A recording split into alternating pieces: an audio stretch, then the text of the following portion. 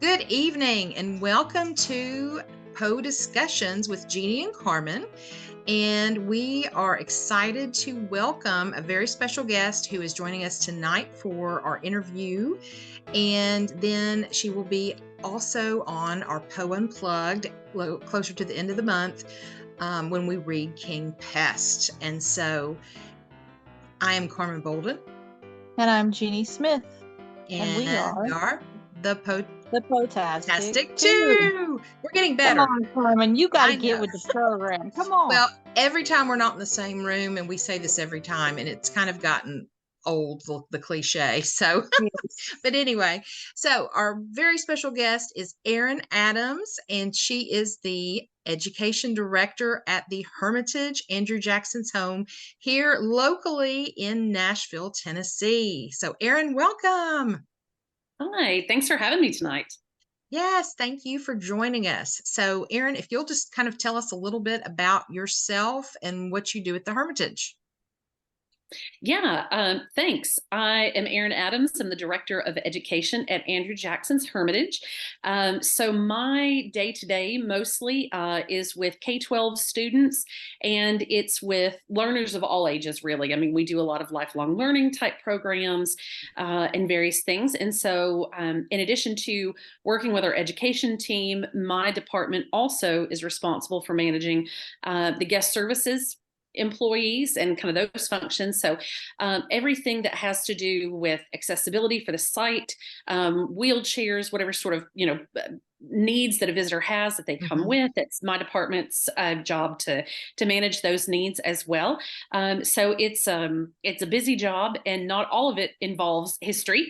A lot of it involves just logistics and visitor services and getting people oriented to their visit and just kind of staying on the right track while they're on site. So it's a fun job, and we've just completed a huge project to get our audio tour program reestablished on site. We lost it as a result of the pandemic, and so we have rewritten all new content, new devices, and new methods of employing the audio tour across the site. So that has been about a year in the making, and so I feel like I do a little bit of everything.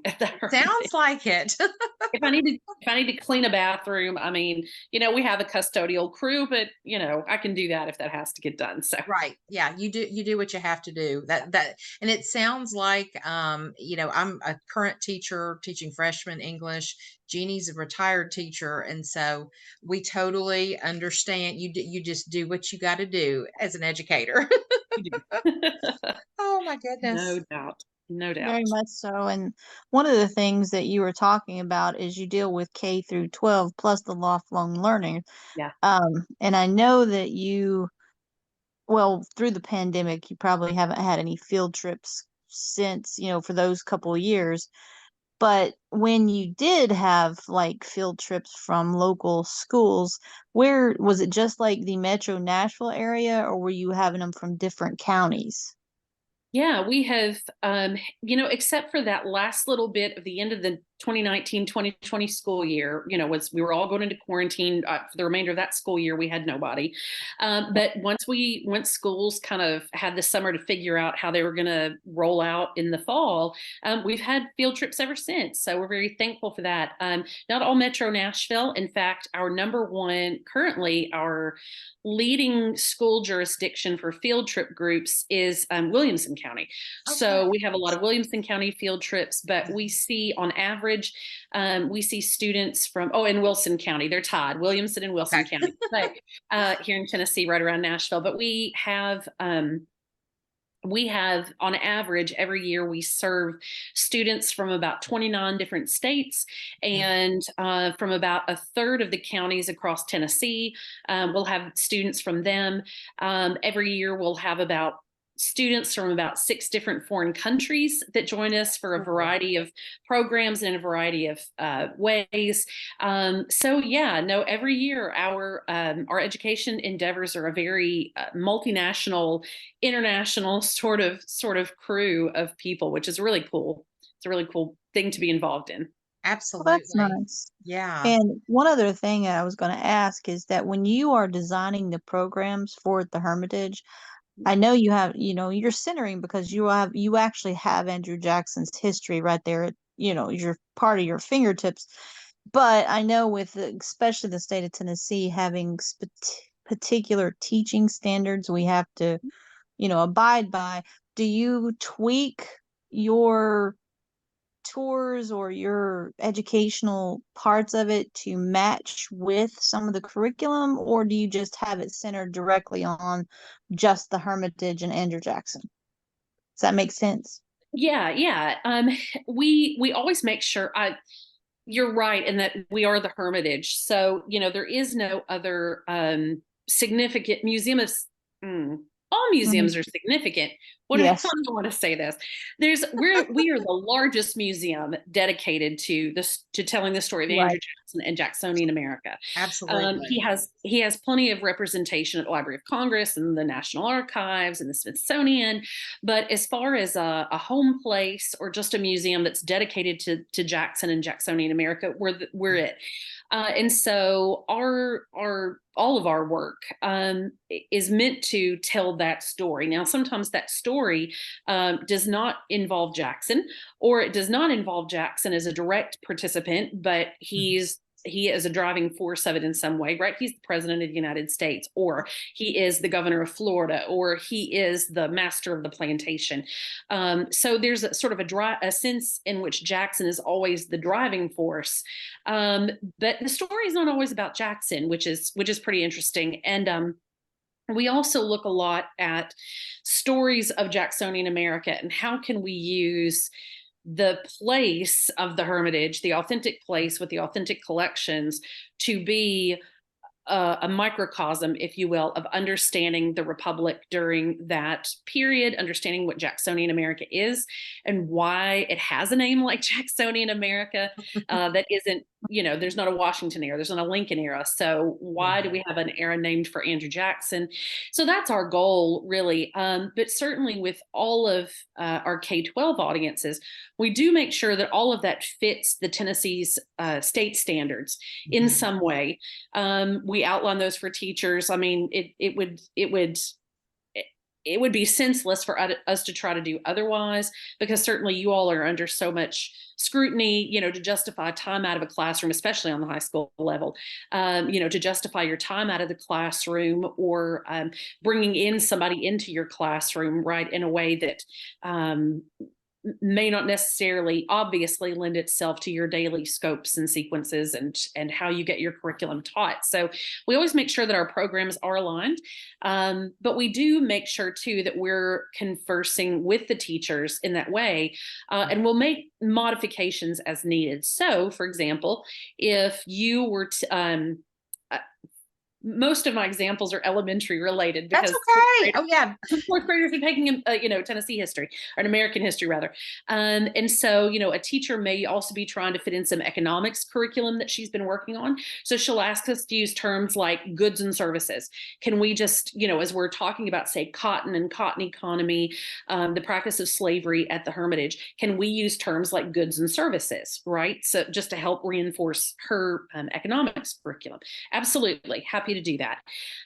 When we have groups that are coming from out of state, we try to make sure that we just have a few facts about the topic we've been asked to present, aligned with their state. So, for example, we teach a class at the high school level on the symbiosis of slavery and Indian removal. So where does slavery and the expansion of slavery directly intersect with westward expansion and the dispossession of indigenous peoples?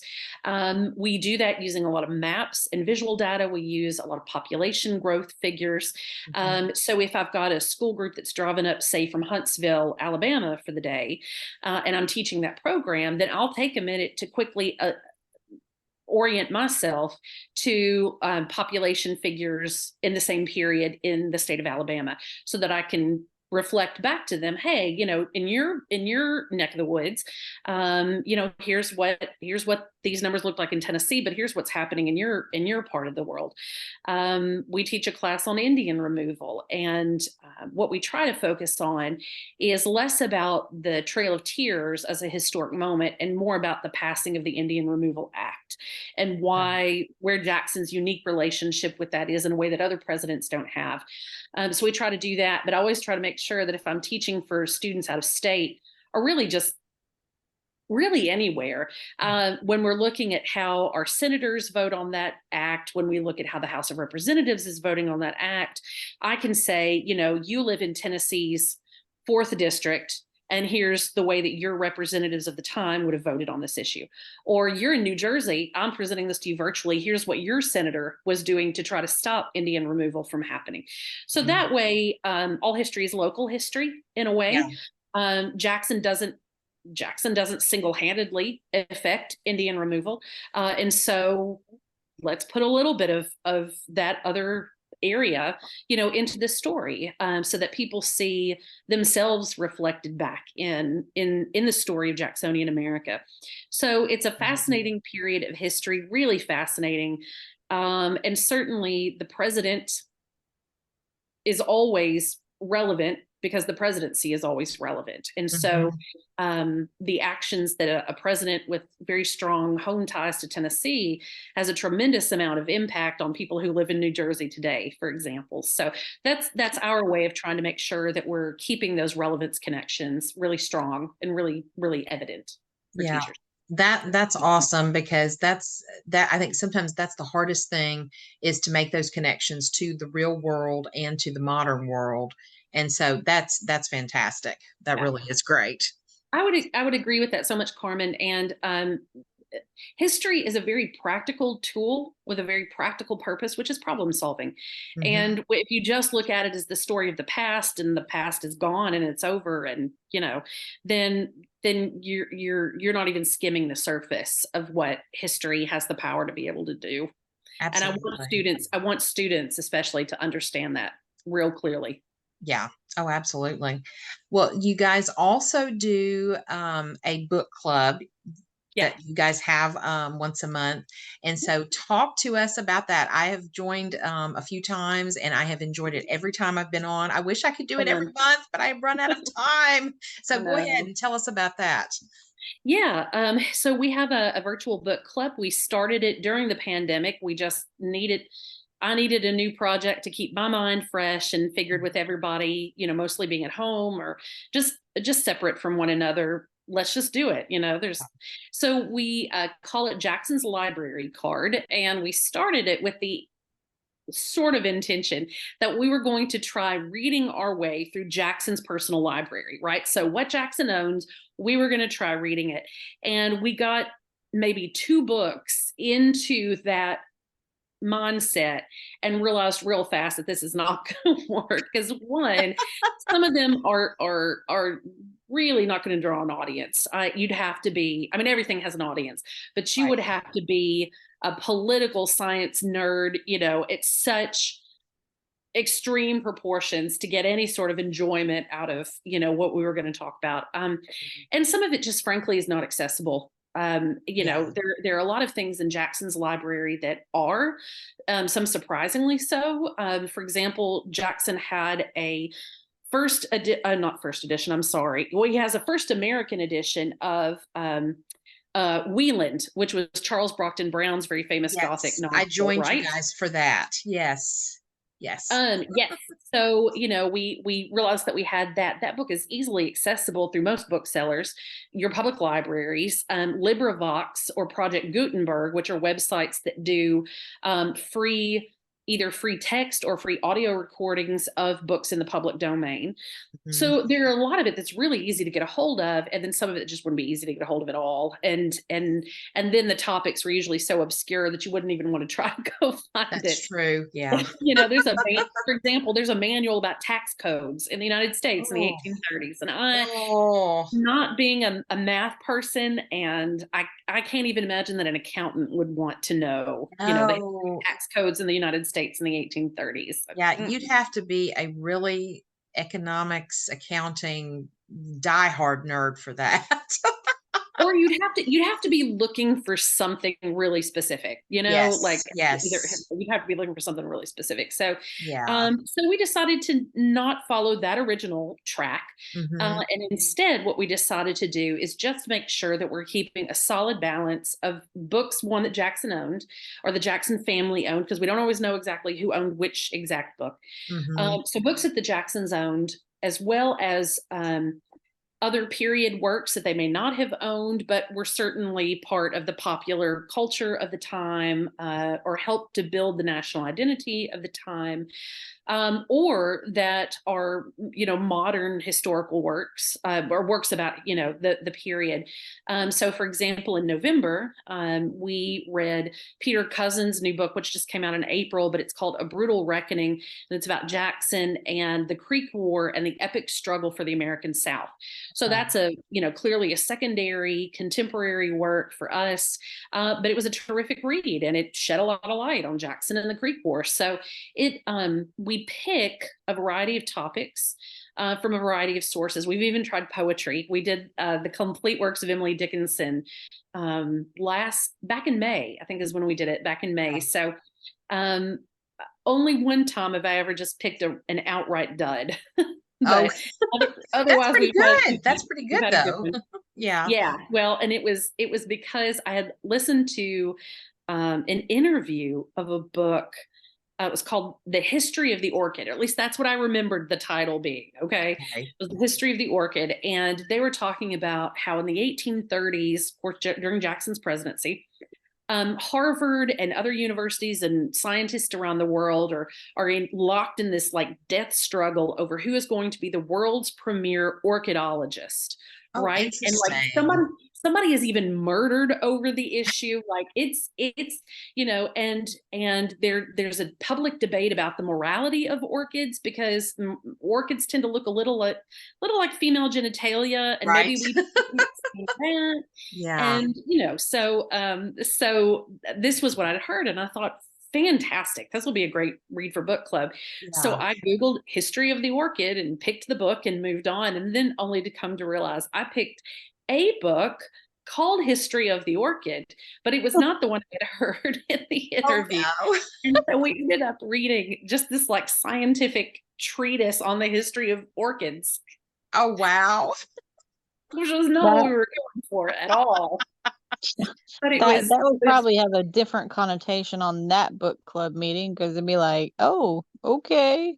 yeah, Oh my goodness. it was just not, it was very dry, it was very scientific. Yeah. And the readers in that month's book club were good sports, and they Yeah. did it, but it was ultimately not the one that I had intended to choose. So. Yeah, absolutely. I think the first one I got to join was actually, it was, I think, during the pandemic, and it was for Halloween, and it was The Fall of the House of Usher. And we Yeah, read that, and that yeah. was a great discussion, and really enjoyed it. And that's kind of got me hooked in, and came back for a couple more of Oh yeah, them.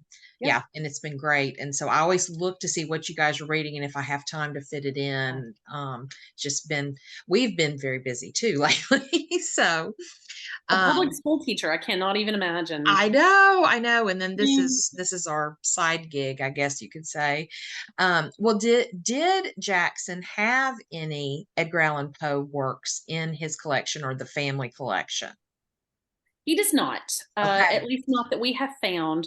okay. Um, what's interesting about Jackson's books, or the Jackson's books, really is Mhm. the better way to say it, is Okay. that there's not a complete inventory of the books before the 1890s and the early 20th century, because Mhm. when Andrew Jackson III, who's the president's grandson, Mhm. when he leaves the house in 1892, the house had already been, or the entire property had already been purchased by the state of Tennessee. It was already a museum at this point, Okay. but he and his family were living on the second floor of the mansion. They moved to Cincinnati, and when they moved, they just they divided up a lot of family stuff. Some of it they Wow. took with them, but then left it in storage for a long time. Some of it they just left behind. And at one point, Andrew Jackson III had taken all the bookcases and all the book books with him. And then when he gave them back to the Ladies Hermitage Association that ran the museum, he just basically shipped the bookcases back full of books with no catalog of it. It was not clear at all, like who had owned these or when. So except for a few books that are either inscribed to Jackson, for example, Charles Brockton Brown's book Wieland was a gift to Jackson from the author's son. So unless it's inscribed to Jackson, it's a bit of a guess on the rest of them. That's interesting. Yeah, because Jeanie and I were talking about it earlier, and just we were anxious to hear what the answer would be.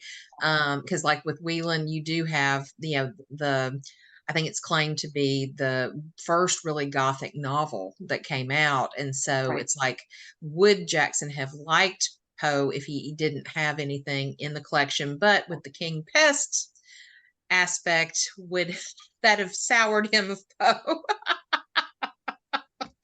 Probably I can not. I'm sorry, Jeanie, go ahead.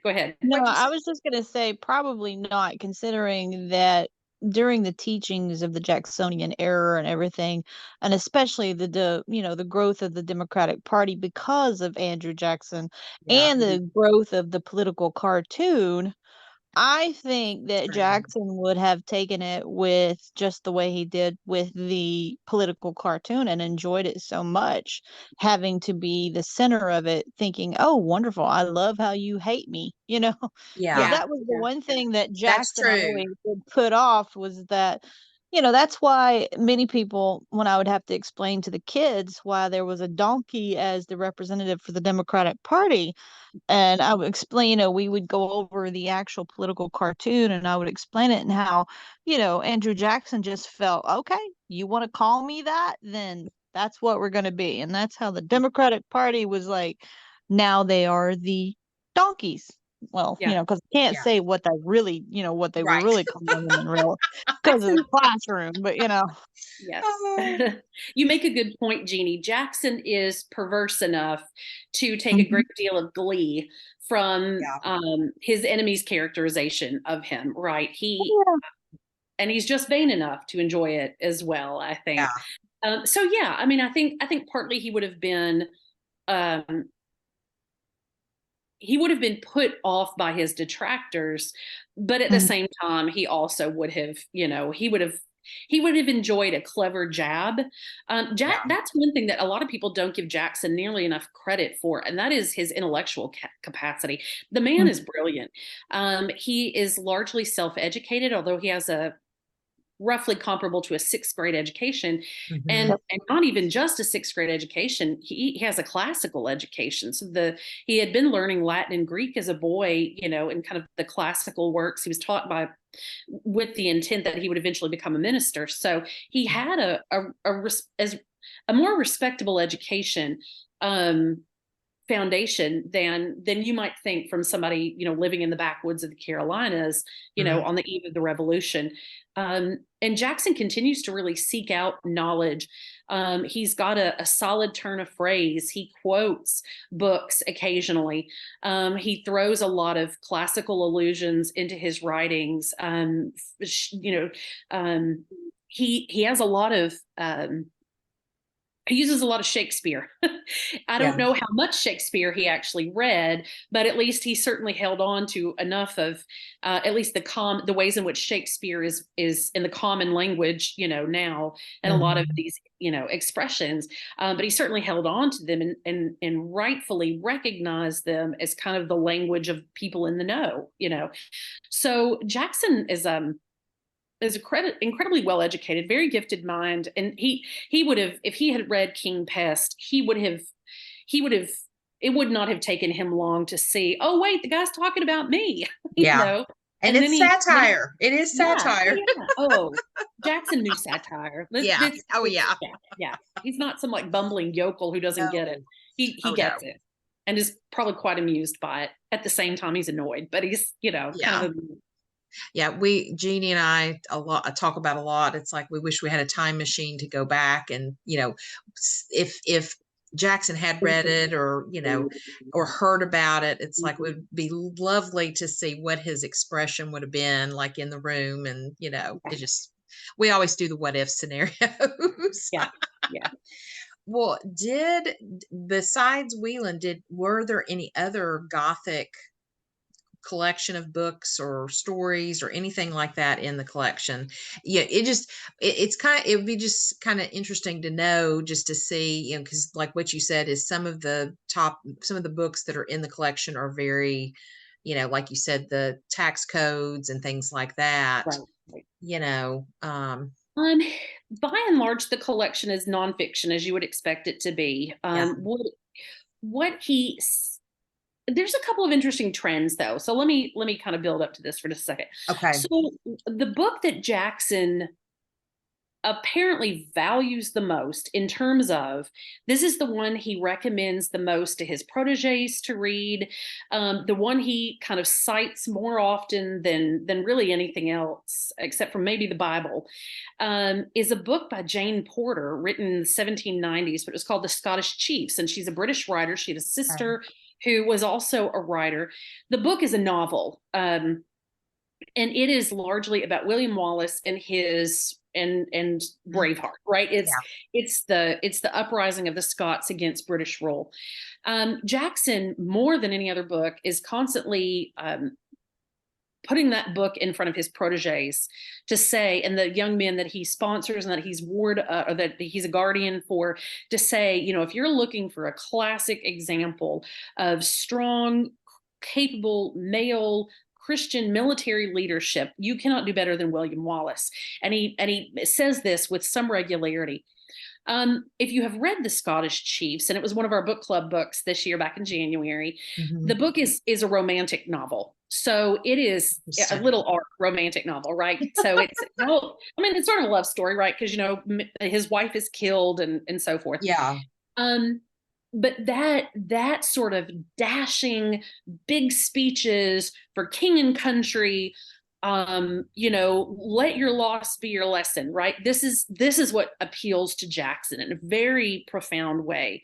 In fact, in 1812, as we are gearing up for going back to war with Great Britain in June, this is March of 1812, Jackson has received orders from James Madison, then the president, to call up more volunteers to prepare the Tennessee militia to be essentially on standby if we go to war with Great Britain, be ready for it. And these orders that Jackson issues, because he was the major general of the Tennessee militia, so these orders that Jackson issues to the 2nd Division of the Tennessee militia is cribbed in a high degree from Jane Porter's novel. There's the first speech that Wallace gives after his wife has been killed. He kind of jumps up on this boulder, and his followers are with him, and he's just, we're going to go, we're going to fight, we're going to revenge, we're going to get our freedom, and it's just this really impassioned speech that Wallace makes, and Jackson just about cribs all of that. And of course, it's Porter's writing. It's not Wallace's actual speech. So it's Porter's writing. So that is the book that seems to stand out the strongest in Jackson's imagination. And that's the one that we know he has read, and read the most. There are several other books in the collection, though, that there's 2 novels by Charles Dickens. One is Oliver Twist. One is Nicholas Nickleby. Okay. But then, in addition to Oliver Twist, there is also a surprising amount of nonfiction work on poverty laws in Great Britain. Oh, interesting. Okay. Right? So is this meant to be? For Jackson, I feel like that's going to come from a lot of different places. Yeah. Oliver Twist is orphaned. Jackson is orphaned. And he's about the same age as Oliver Twist is in the story. So, and Jackson has to really carve out his own kind of life's path from a very young age. Does he recognize a fellow compatriot in Oliver Twist, right? And as a result, then what do the social conditions around Oliver Twist do to shape Oliver's options, right? And so was Jackson just I don't know, all of a sudden found himself more interested in, well, what is the situation of poverty in Great Britain? Is it as bad as it appears to be in Dickens' works? What does that mean? So there, I have all the questions about Jackson's reading habits, all of them. Yes. So there are novels. He has a couple of volumes of Tom Jones by Henry Okay. Fielding. So he's got a lot of that period work. He has more in the way of like travel logs. So, for example, he has Frances Trollope, who writes Domestic Manners of the Americans, which he does not approve of and thinks we're pretty contemptible people. He's got there is some Shakespeare. He's got Samuel Johnson's dictionary.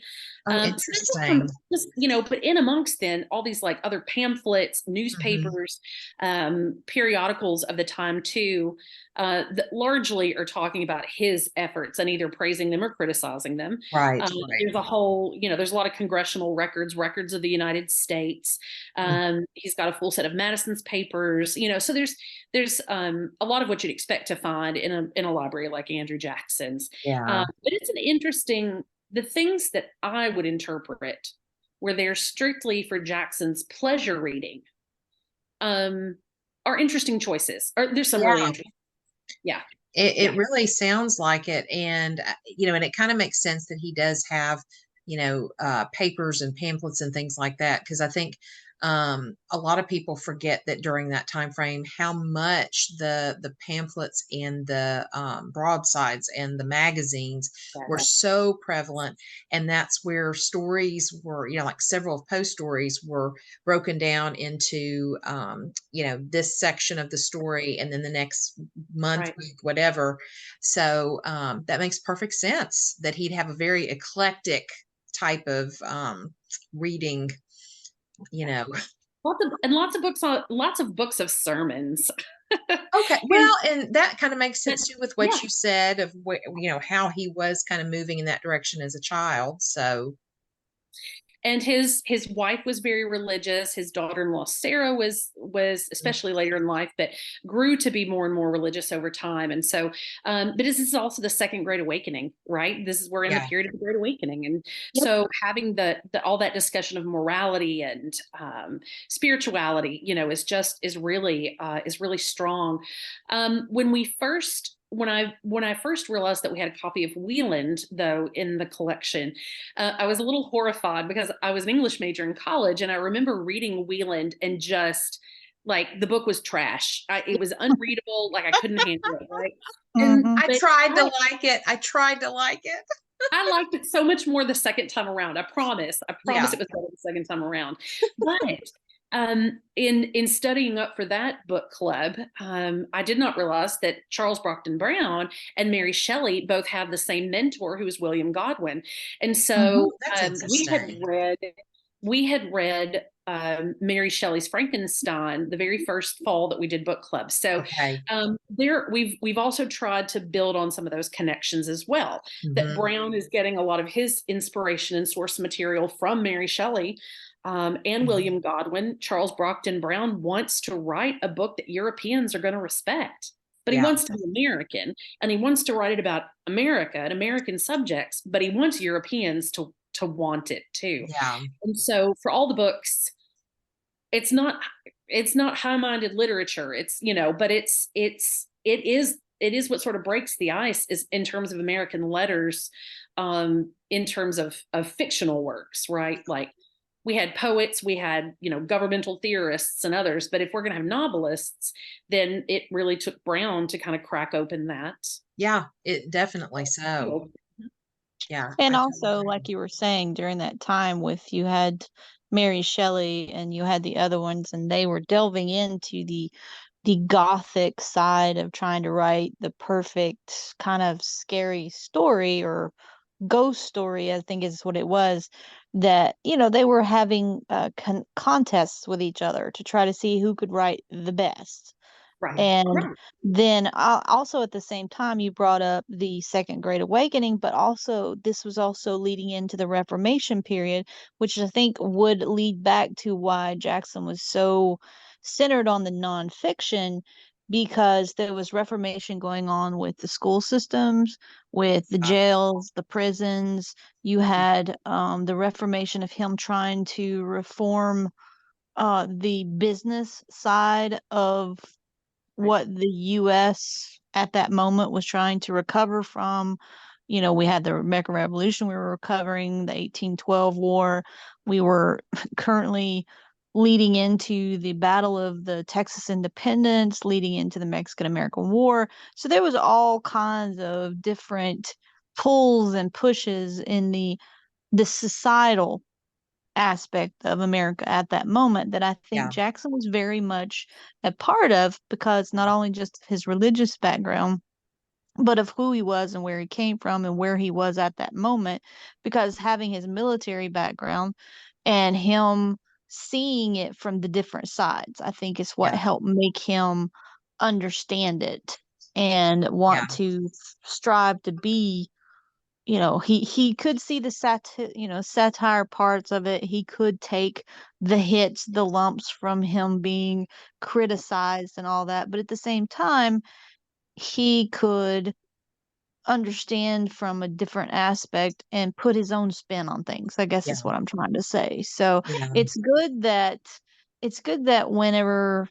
people see that Jackson wasn't just a name of history when they come to the Hermitage, that they get to experience that he was an actual person and had a family, and his family kind of helped build, because you said the library was, you couldn't pinpoint exactly other than what was written and dedicated directly to him as to what came and what went with the library, from whether it was his children, his grandchildren, or whatever. Yeah. And if there were more books in the library than what we received back from Andrew Jackson III, Mm-hmm. we don't necessarily have any records of those either. Right. Yeah. So it's, from somebody like Thomas Jefferson, who was already known to be kind of a man of letters and a man of the idea, a man Mm-hmm. of the word. You can read his letters, and he's referencing plays, and he references Oh, novels, yeah. he references, all kinds of works of literature. Jackson doesn't. That's a very rare thing. And that's why I think the examples of the Scottish chiefs and William Wallace stands out Mm-hmm. so strongly to me when I'm reading his documents, because that's if there's a recurrent theme and kind of what he quotes and who and how, it's William Wallace Yeah. and the Scottish chiefs. So I think you're right, and I think we also have to remember too that there is a great deal of source material for writers to work with, American writers to be working with in this period, because Mhm. everything is not known about the continental North America, the continental United States. Yeah. You still have William Bartram, right, who's been traveling through the Southeast, writing about, the foliage and the flora and the fauna and the Mm-hmm. native peoples of Florida and Georgia and the Southeast. You've got Lewis and Clark that have just started publishing. In fact, it's Jackson's great nemesis, Nicholas Biddle, who's publishing the journals of Lewis and Clark. Mm-hmm. Other than little kind of bits along, the American public hasn't read, doesn't know everything that Lewis and Clark, discovered on their journeys.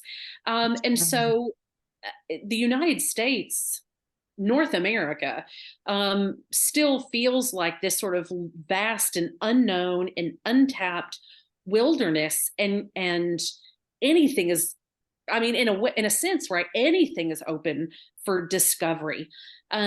There's a wonderful treatment of the Salem witch trials in which Stacy Schiff, the author, kind of, her premise is to take these young girls at their word, right? That all the Mhm. spectral things they believe are happening are really happening.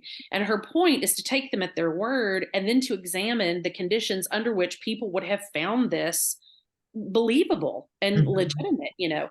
And so when you think about animals that exist here that didn't exist in Europe, and what that means for the way they look after dark, the shadows they cast, the noises they make, whether they're prey or predators, you don't always know the flora, right? The plant life in the area, and then understanding, which of those plants are healthy and which are poisonous and which are good for agriculture and which are not. And, all of these unknowns are just are open way into the 19th century. It's Absolutely. we haven't mastered the natural world around us by Jackson's era too. So, Yeah. Washington Irving is a wonderful example of this, right? With the legend of Sleepy Hollow. Mm. The idea that, is it a headless horseman? Is there a force? Is there something magical about this bridge? And if you can just get over it, then the headless horseman is gone. Is it just a shadow? Was it an animal? I mean, what is happening? Yeah. That then Irving is able to take this source material and turn it into something, powerfully evocative for the reader's imagination. I mean, it's extraordinary, right? So, Oh, yeah, it is. and you partner that with things like John James Audubon publishing all these catalogs of botanical illustrations and bird illustrations, and these are things that, people from Europe haven't necessarily seen before. So it's, we have indigenous people that are still seen as these almost primitive yet otherworldly sort of creatures, this exotic sort of other that exists in the United States. And so all of these things just sort of are landing together at once in this really incredible period in history. No wonder Poe's making a creepy story out of it, Oh, yeah. Oh, Yeah, absolutely. And I was yeah. gonna say, and you mentioned the Legend of Sleepy Hollow. One of Poe's stories we just read not that long ago was Never Bet the Devil Your Head. And Mm, you can tell that Poe, I think, was influenced by the Legend of Sleepy Hollow based on some of the premise of the story. And we talked about that in on Poe Unplugged. And it's just very interesting how all these authors kind of connected with each other, in all their Gothic tales. But yeah. I love the point that you made that during the early 1800s, really throughout the whole 19th century, that America was really figuring out who they were, and Jackson had a huge hand in that. Coming in when he was president. You pull up the map of the United States as we know it today. Well, you don't have to include Alaska and Hawaii Yeah. for this purpose. For this purpose, but you pull up in your head a map of the continental United States, right? Mhm. And zero in your mind on the southern states, those 11 states that seceded to be the Confederate States of America. Did Mhm. you know that Jackson is not single-handedly, but Jackson is the leading force that acquires 2/3 of that entire territory for the United States? That's Mhm. huge. 2/3 of what is later the Confederate States of America Mhm. comes from Jackson, and or as a result of Jackson's efforts. Yeah. And if you think then too, what does that area contain? It has mountains, it has swamps, it Mhm. has these incredibly diverse and well-established communities of native people Mhm. that are both assimilating into Western civilization and yet hold on to and practice some of their very long-standing traditions. Mhm. Um, you've got that. You've got cities as uh, metropolitan and cosmopolitan as New Orleans, but Mhm. then you've got these little tiny remote villages and hamlets that are up a holler somewhere, Yeah. or that are out on a bayou somewhere, Yeah. or way up a river valley, that seem so disconnected from. You just kind of wonder how anybody landed there and said, "Yep, Right. let's put here." Mhm. So the amount of very high level sophistication, the very earthy sort of primitive cultures and primitive societies in some areas, with this melding of international cultures, which isn't just the British and the French and the Spanish and the Italian and the Germans and the Scots Irish, but it's also the Haitians, and it's Mhm. the Mexicans, and it's the Spanish, and it's people coming up from the West Indies and the Caribbean, and people of African descent. So it's this really intense melting pot that's bringing all of a world's worth of plants and foods and music and art and religious beliefs and practices. And it's an extraordinarily rich region, Mhm. in terms of its diversity. And Jackson is responsible for bringing about 2/3 of that into the United States. Yeah. I've been keeping a map on my desk where I'm coloring in, like every time I know more, like, okay, Jackson's on that land treaty, or Jackson, Oh, was that's neat. so, it's just, and it's environment it's as profoundly different as the Everglades are from the Appalachians. It's just, an incredible body of knowledge coming into the nation at the same time. It's an incredible political game in the United States.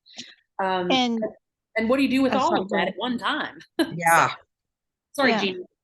No, I was just going to add on to what you're saying, because a lot of it, and if you look at from the political standpoints of when America became America and who was leaders of that up until you get to Jackson, there's no way that you can imagine that John Quincy Adams or John Adams or even George Washington, even though he was a Virginia and area person, there's no way that they could have been that invested in the lower half of in the lower southeast of the United States at the time.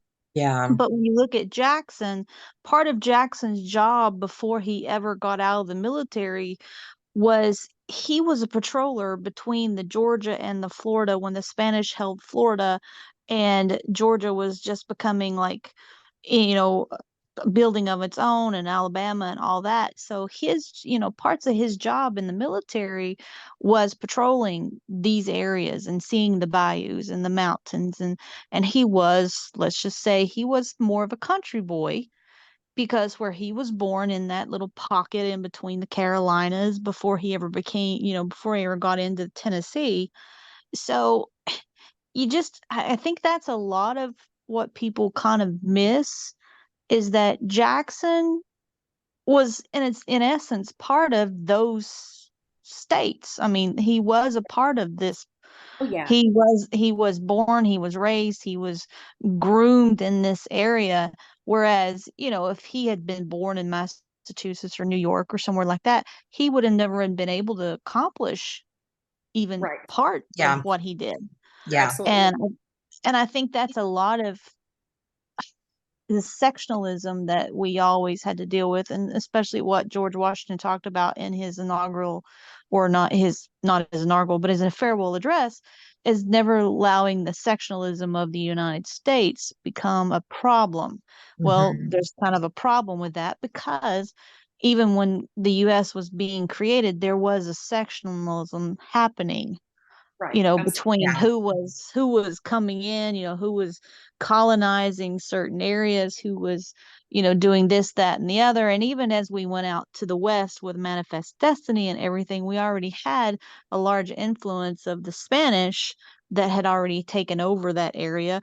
And even the Russians, people don't even realize that the Russians had a lot of, big parts in the left, because we have Alaska, and even all the way down to Oregon, and those Right. areas had a lot of Russian influence. Yeah. So it just, I think the historical aspects of it, it's good that, at the Hermitage, yes, it is Jackson. It is a Jacksonian monument to who he was, but it's very much the Jacksonian era, which is a big portion, like you were saying, of what came about and put what states that were eventually a confederacy, but what put them on the map, so to speak. Yeah. And And it's and 2/3 of the time it's Andrew Jackson. Yeah. Um, Mhm. and we could go parcel by parcel if you wanted to. That's how it Oh works. yes, I mean the Achota Treaty, that kind of, that he did break some, did break some rules, and yes, he should have probably been impeached for doing what he did by going against the Supreme Court, with the whole, the Georgia parts of that. Yes. But that's another aspect of it. That's just Right. something else where we don't know what Jackson's true motive behind it was, other than, yes, he wanted to get that part of the land, but he wanted to, was it because of progress, or was it just greed, or was it just Jackson? I, Mhm. I, and that's another thing too, and I absolutely understand why people respond this way. I really do. I Mhm. just wish they wouldn't. And that is, Yeah. it's Jackson is always so seemingly hot-headed. He's always so seemingly tempestuous that he's just kind of deciding what he's going to do, and he does it. Jackson always has a reason for doing what he's doing, and whether you agree with the reason or agree or disagree with the outcome and the way he goes about things, but the reasons are rarely something most of us would find fault with, to be quite fair. So, for example, one of the reasons that he goes so hard against the Creek Nation in the Creek War is because his number one concern is that the Creek can become, they haven't done it yet, but they can become a tool of Great Britain. And in many ways, Jackson is more concerned about the Creek, not because he hates them, not because he has any specific hatred towards the Creek, but because he is worried that they will become a tool in the hands of the British if he does not defeat them. And that's exactly what James Madison and James Monroe are worried about. So Jackson hardly comes up with this idea on his own, Now, Jackson has all of the common held views about racism, racial hierarchy, kind of the rightness of things or the wrongness of things, or sort of the natural, and I'm using this in air quotes, the sort of the natural order of things that exists, right? Jackson absolutely buys into that. And that does have, even if it's unconscious, it is the bias by which he operates. There's no doubt about that. But, we would agree, at least with the idea, that we don't want to be susceptible to the British. We don't want to go back to being British again. So if there is a tool that the British have got a hold of that could really dominate the United States, I think most of us, at least on just that very entry level idea, most of us would agree with that. Yes, like, no, we don't want the British to have a particular tool that's going to potentially put our independence at risk, or our rights under the Constitution at risk. So we'd all agree with that in theory. It's how Jackson's going to go about it that is going to be problematic. And so when people talk about Jackson sort of acting off the cuff this way, or just acting out of sheer emotional forces, that is not accurate at all. Jackson is nothing if not strategically driven. Now, we won't always agree with his strategies, and we won't agree with the objectives, but there is always an objective, and there's a strategy behind it. So Jackson is absolutely doing what he intends to do, and he's doing it in a way that he has thoroughly thought through first. Yeah, and that's the whole point that I was thinking of, is whenever you think of Poe and him writing that story called King Pest, and it very much derives into that political candor that they were even drawing out Jackson as, looking like he was a king, having a scepter, because what he was doing when he got into office, where he was the favoritism kind of thing. And I can't think of the actual term that they used in that time, where he was putting. Are you thinking of the spoil system? Yes, thank you. It's, being 2 years out of the classroom, my mind is like, I know it, the spoil system, yes, where, that's the thing. And with the satire, and with Poe especially, jumping on that bandwagon, because he was nothing without having a Poe opinion about everything, because he hated the transcendentalists. So, and why wouldn't he treat Jackson the same way? Because, like you were saying, the societal norms of that day, mixing into the way Jackson thought. But many people forget that he had the mindset of, like, George Washington, with that military strategy. He was a very strategic thinker, and not a lot of people viewed that as being a good thing in certain aspects of it. I mean, we still see that today in the society norms. But Poe talking about King Pest, I mean, just the name itself automatically made me think of Andrew Jackson when I first heard it. So it's like, that I wonder.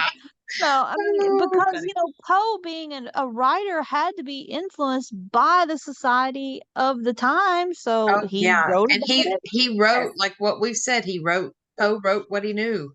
So. Exactly. Well, Poe, and I know we'll talk about that story a little bit more in depth later, but Poe starts with Poe starts by calling it an allegory straight out, right? Which should be a signal to Mm-hmm. a reader, like pay attention to all the details. But Yeah. I love that political cartoon, where King Andrew the First of veto Mhm. memory, born to command, had I been consulted, right? And he's standing with a copy of the Bill of Rights just shredded to pieces. Yes. Yep. I think about the offensiveness of that image for for so many Americans, right? Of Yeah. but yeah, calling him King Pest in the story, Mhm. it certainly does not portend anything good. Nothing good is No. going to come out of somebody by the name of King Pest, Yes.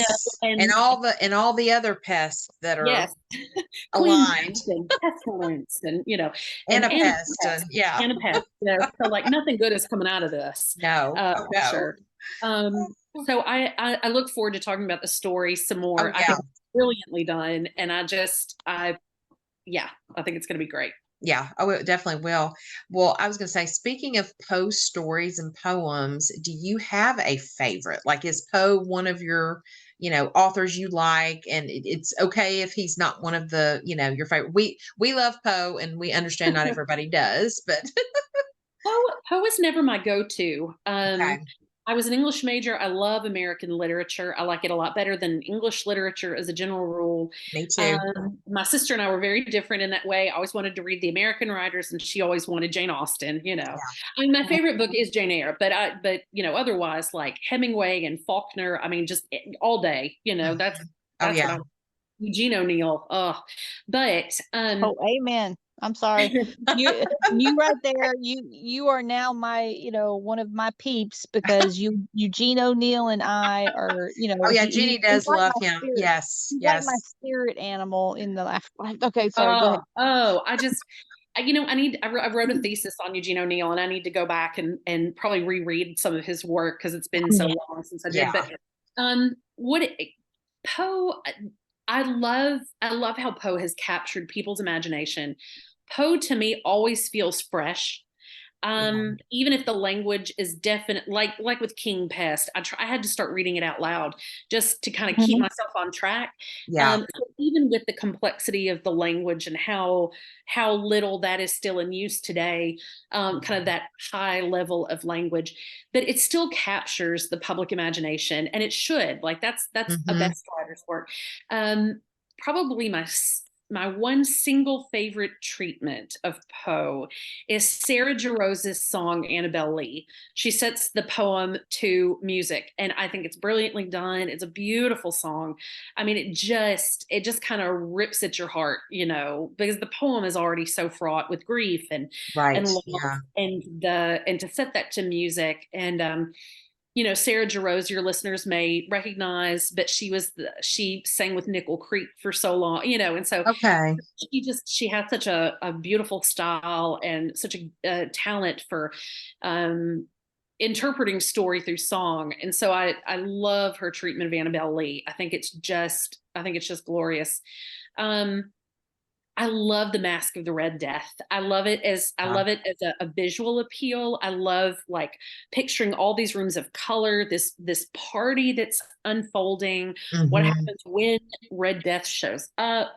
It's just extraordinary. And one thread I want to be looking at before we meet again to talk about Yeah. pests is to look at the Black Death, but not. I want to look at epidemic disease and what the presence of this epidemic disease in this story implies for Jackson's time, because one common criticism that Jackson comes under during his presidency is that he refuses to declare a national day of like prayer and fasting when Hmm. there are these major waves of epidemic disease, and he's criticized for that, even though Jackson is religious. I mean, he's a religious person, but he Hmm. refuses because he says that is not the duty of the federal government, that separation of church and state. So I want to do a little looking kind of along that thread of thought, just to Okay. see if that's somehow a part of what Poe is trying to pick at. Yeah, that would be a fascinating thing to discuss. And Yeah. yeah, our listeners and our group that will be meeting with us, they will definitely get into that, and definitely, yeah, that will be amazing. Oh, okay. We'll take a look at that. Yeah. Oh yeah.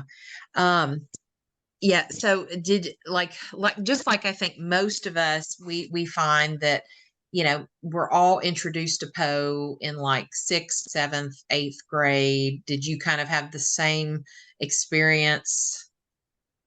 Yeah, I think so. And you know what? I meant to pull it out, and I'm not going to worry about it right now. But Okay. I remember being on a trip with my family, and it was a trip where my dad had to be at work most of the time. So we're staying in the hotel, and across Mm. the street from the hotel where we were staying at was a secondhand bookstore. And we walked over there one day just to look around, and I was probably, yeah, fifth or sixth, seventh grade when this happened.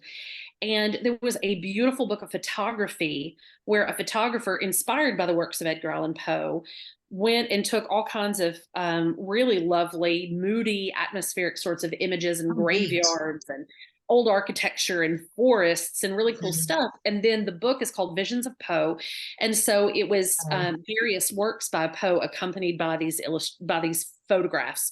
Oh. And so that book, just the visual impact of like those photographs, and then already knowing enough about Poe to know that he was, that a lot of his works were like that, very moody, very atmospheric, sometimes Mhm. pulling on the spectral or the supernatural. But I remember being really struck with Poe's poem Alone. Yes. Mm. That poem to me, of all the poems, that if I had to pick a favorite, that's probably my favorite one. Yeah. Um, What's interesting is we just did that on Poe Unplugged. That was the last thing we just read. Yeah, everybody loves Really? it. Okay. It's because Yeah. there's some autobiographical, Yeah. notes in there from Poe, and yeah, it's a beautiful poem. It's Yeah. it's wonderful. Yeah. Yeah. Absolutely. And I think there's something about being 12, 13, 14 years old and already recognizing that what's to come is going to be very different than your childhood. Yeah. Even for people that are growing up in happy, healthy, sound homes, it's just knowing that the future is going to involve things that you haven't necessarily involved before, Um, or you have already experienced them, and you recognize that this is life. Life involves these sorts of things, and you're forming so many thoughts about who you are and what the future is and where you're going to fit in that. And I think it's why 13-year-old girls like to read books like Twilight, because yeah. like or books by Dawn Green, right? Like where the heroine has cancer and she dies by the end of the novel. Like Yeah. Oh yeah. that there's something about wrestling with those sorts of concepts at that age that Yeah. is common to life experience. Yeah, absolutely. Mhm. Yeah, totally agree. Jeannie, do you have can you think of any other questions that we've missed?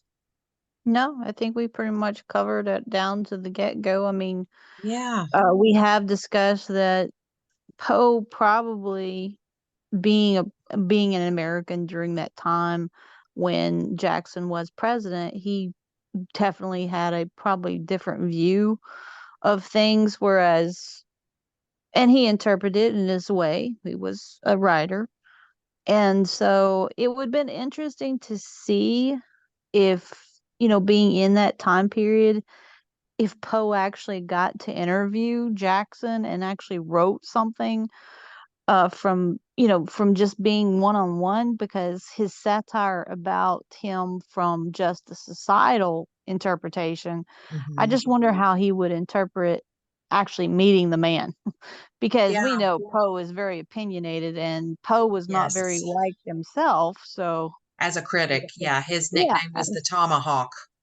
yeah. Yeah. So it would just be interesting from that point of view. But Yeah, it would. to know that the Hermitage being around here in Nashville is great because you got that history right at your fingertips, and knowing it's a rounded Jacksonian democracy, not just talking about one person. It's talking about a lot, Yeah. and what it pushes. And this is the one thing we've always discussed with our 6 degrees is that Poe, like Jackson, is still influencing a lot in today's society, even though it may not be overt, but you can trail it back. Like Yeah. you were talking about, Erin, with how you keep marking down some of the influences of what, Jackson had with certain treaties, with the introduction of certain areas of the United States and all that. So it's kind of like you got the 6 degrees of Jackson in a political point of view with Hmm. geography and stuff, and then you've got the Poe side of the 6 degrees to where he's influencing, science and literature and all that kind of stuff. So in a way, Yeah. they are like, they are like in this time period of being two sides of a different coin, but kind Yeah. of being the same sides of the same coin, Yeah. with That's, their you know, future. Jeannie, you're reading my thoughts because it occurs to me, I mean, Jackson is the leading political figure of the day. Poe is Hmm. one of the leading artistic figures of the day. Hmm. Yep. And writers are not that different from lawyers sometimes, and writers are Yeah. not that different from priests or judges, or so there's they have both of these men have extremely long-reaching legacies, Yeah. Right. extremely long-reaching legacies. You're talking about with Poe, you're talking about the artistic mindset, you're talking Hmm. about the use of language with Poe will never not be taught in high schools, right? From Right. that will never not happen. Yeah. Jackson will never not be taught. Fingers crossed. But Yeah. I think about Native peoples is the perfect example, right? But like Indigenous people, so much of what today governs the day-to-day life experiences of Native peoples in the United States today is absolutely traced back to Jackson. And I Hmm. mean that in a very practical way. We're talking about the Bureau of Indian Affairs, the Bureau of Hmm. Indian Education, the Indian Health Service. And then, I mean, the most recent time that the Indian Removal Act, which is of course what Jackson signed into law, was Hmm. used in the Supreme Court was this year. Wow. Yep. Part of a lawyer's justification for a certain course of action in which Native people are on the losing end. Yep. That was Brackeen versus Holland earlier this year, and the court upheld the Indian Child Welfare Act, but that was used as part of their argument. 3 years ago, in May of 2020, kind of right as we're all like obsessed with figuring out quarantine and the pandemic and all the rest of that, the Hmm. Supreme Court ruled in McGirt versus Oklahoma, in which they reasserted that it doesn't matter how old the treaties with Native nations are, until Congress creates a new treaty, the United States is bound to respect the treaties it has signed. And that is going to have profoundly strong consequences for law enforcement in the state of Oklahoma. Yes. It is. Wow. And I Yeah, mean, and you could even trace it back even farther than that. Right before Jackson and before the Etchoda Treaty, you had, I think it was the Georgia versus Cherokee, I think it was, where the Supreme Court, that's when they first put in that the natives were a sovereignty of their own. right. So So yes, yes, yeah, yes, so it yeah, still comes back today and it will be because we still have those native pockets, those reservations with all these different tribes that know they're not as plentiful as they used to be, but they are still there. And in essence, unless the United States redraws and redoes the treaties, those are still law and they won't be yeah. changed. Right. Even though those laws have been disregarded over time, that's part of what was so Mhm. impressive about McGirt versus Oklahoma, is that the Supreme Court basically reminded the state of Oklahoma, Yep. no, you're a sovereign people and you're bound to respect that, which has not been the constant message of the United States towards its Right. native people. Towards Native people. So Mhm. yes, it is where it's yes, both of these men, in terms of their long-reaching consequence, I think as long as the United States is a nation, Poe, Jackson, and a few others, they Yes. definitely are. They will be relevant. And the last example I'll share, and then I'll be done, is, we have selected the phrase "home of the people's president" as the the sort of subtitle, if you will, of Andrew Jackson's Hermitage. And when we first opted for that, I was fairly new to the Hermitage at the time. And I remember just immediately thinking, not my people. Like, what did Jackson ever do for women? If I had been Native American, if I had been African American, like I can easily hear, somebody saying like, hashtag not my president in those cases. But Jackson gets that nickname in his own time. And by using the nickname the people's president, what it lets us do is talk about, one, the changing nature of the people over time. Yep. And then it lets us know what is the relationship between the people and the president, and when should that change, and under what terms should that change? What happens during Jackson's administration that it introduces new ideas to the people that, hey, all of a sudden the people feel empowered to bend Congress their direction, right? All of a sudden Jackson is setting up this idea that the executive officer answers to the citizens of the United States, not Congress, right? So it empowers the citizenry of the United States. And as more people clamor for citizenship and want the full rights and full responsibilities of citizenship, they are the people, right? And so it is a phenomenal way of understanding the relationship of the executive to the citizenry of the United States. And I think Edgar Allan Poe can be very much an extension of that concept. He's not the people's president, but maybe he's the people's writer, Yes, I agree. So if somebody were called the people's writer, what would that mean for us today? Not just the people that were, his peers and his, contemporaries. What does that mean for me and you? How does his language still produce these new thoughts or these inspirational ideas, or how does it challenge us in our use of language and our knowledge of language, or our ability to harness language to express some really powerful concepts? So if Jackson's the people's president, maybe Poe is the people's writer. Yeah, I love that. Absolutely love that. And it makes perfect sense, because if you think about it, when you think of writers and people who like reading, especially older classics from time periods, especially around that area, yeah, Mark Twain will come to mind, but Mark Twain will have a different connotation. Yeah. And then you also have other people's that come into play there. You have Agatha Christie, you have, those, they're not Americans. You have Hemingway. I mean, I like Hemingway, okay, but I'm not a fan of Hemingway. He has, he's a great writer and all that kind of stuff, but think about it. Anybody you ask, if you mention the name Edgar Allan Poe, somebody is going to either say, oh, the Raven, or oh, Annabel Lee, or because somebody has been influenced or touched one way or the other by something he has written and knows Edgar Allan Poe.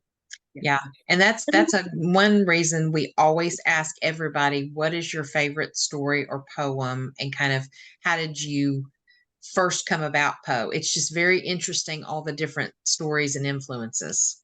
I believe it. And I think, Poe is so much, it's still in public imagination and pop culture. So I recently, my best friend is married, and I got her husband a coffee mug that said, I'm a Poe, I'm just a Poe boy from a Poe family. Yes. It says Edgar Allan Poe, but of course it's the lyrics from Queen's Bohemian Rhapsody. Right. So it's melding these two very powerful pop culture forces in a way that, most people just immediately connect to, like, oh, that's clever. Like, it's Poe, but it's Queen, and it's, and we're all loving that kind of play like that.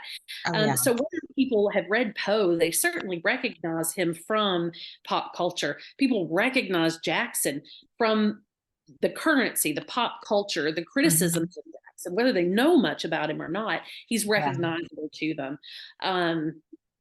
And so, Poe is very much so, as a point of cultural literacy, if you will, Poe is indispensable. And I think Jackson is in the right company in that regard. Yeah, absolutely. And Jackson actually has a song that he's in a song, the Battle of New Orleans. I mean, that's one of his, that's one of his most famous, before he became president, everybody, I mean, the Battle of New Orleans by Johnny Horton, it's like, so it once more, like you said, there's always going to be little bits and pieces, but pop culture, whether it be, mathematics, scientific, political, literature, whatever, something about these two men and the era of time that they were in has reached across these many generations and is still going forward. Yeah. And I think it will continue forevermore. Not nevermore, forevermore. Exactly. So, Oh, but Very yeah, good. so Very good. Yes. I agree. so our Poe Unplugged, like we've been talking about, is going to yes. be at the end of this month. Yes. I don't remember the date, Carmen. I'm What's the looking date? it up because for whatever reason, I have my mind, I think, is tired. Let's see, we're about to go into 28th. our Thanksgiving break, so it's always busy. Yeah, November 28th at Yeah. 7 p.m. Central Standard Time.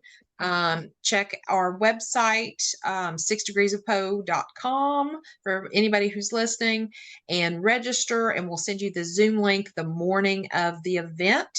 And just read King Pest and be ready to talk about it. And Erin's going to give us a lot of cool things about Jackson with it. Yes. And So, we're going to look forward to that. And she's going to And be it's joining short. us. At least it's short. Yeah. yes, yes. Complex, at least it's short. Well, Yeah. and what's cool, because Poe wrote, he only had one novel, and he's written some other things, his Science of Eureka, which was longer, and his textbook on seashells. But with him kind of pioneering the short story, we've kind of credited him in a loose way that he kind of created like the 1 hour drama and half hour sitcom, because he said that a story the best type of stories are the ones that you can sit down and for a very short time read over and you're done, and you've had a really enjoyable hour of time reading a story. And so it's just kind of cool to think about all the influences. Yeah. Yeah. All right, well, Erin, anything else you want to add? No, except, always if people are interested in reading more about this period, certainly check out our virtual book club. It's called Jackson's Library Card, but you can find all the information on the Hermitage's website. And December's book is going to be a hefty read. It's Frederick Law Olmsted's book called The Cotton Kingdom, kind of looking at the status of cotton agriculture in the South prior to the Civil War, which we don't normally associate with Frederick Law Olmsted, but it's going to be a great read. I'm really looking forward to it. So. Oh, cool. And you can also download off our website. You can download a PDF it's a spreadsheet that's got all of the books we've ever read since we started this. Nice. Okay. You can see every book that we've read for our book club if you're interested in reading. And the book club is open to readers ages 16 and up. Okay. Sometimes we get high schoolers who want to, they're reading the same work in class and they want to join a conversation about it, and that's perfectly fine, but it is mostly adults. And so we just want to make sure we've got, people who can manage themselves in that situation. Absolutely. It's been a terrific group of people and a respectful group of people. And it's just been the joy of the last few years. So we've had a good time. Yeah, it's great. I highly recommend it. I just wish I could do more than I do. I just need to make time for it.